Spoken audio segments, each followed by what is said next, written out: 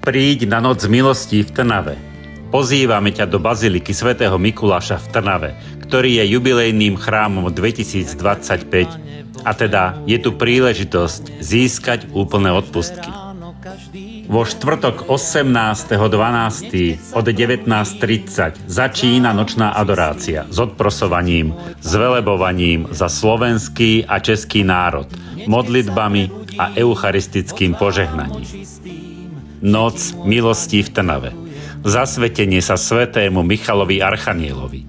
Adorácia, odprosovanie, zriekanie, zvelebovanie, svätý ruženec, pobožnosť k svätej tváre, svätá hodinka, svätá omša, eucharistické požehnanie, svätá spoveď a jubilejný chrám, jubilejné odpustky. Program je nasledovný. Už o 17.15 nám zaspieva Ivetka Masníková s rodinou svätý ruženec.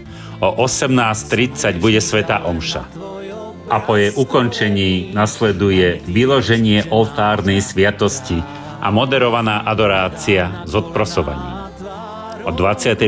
hodine bude modlitba zriekania a oslobodenia. 21.10 zvelebovanie. 21.20 obliečka do škapuliara svätého Michala a zasvetenie.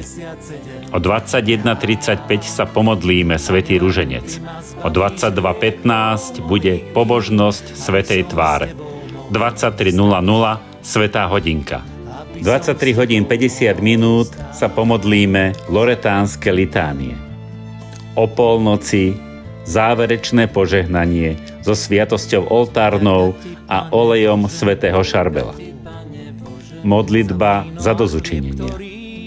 Pretože pohár Božej spravodlivosti je plný, preplnený, už preteká. Len mohutná sila modlitby a odprosujúceho pokánia ochránia svet pred tým, čo mu pripravila Božia spravodlivosť. Počúvnite aspoň teraz hlas vašej nebeskej Matky. Potrebujem toľko odprosujúce modlitby a ochotne obetovaného utrpenia. Tešíme sa na každého z vás. Pozývame vás k osobnej účasti. Nočná adorácia. Navštevuj ma a zotrvávaj so mnou v noci a ja budem pracovať pre teba počas dňa. Až v nebi spoznáš hodnotu takto strávenej hodiny.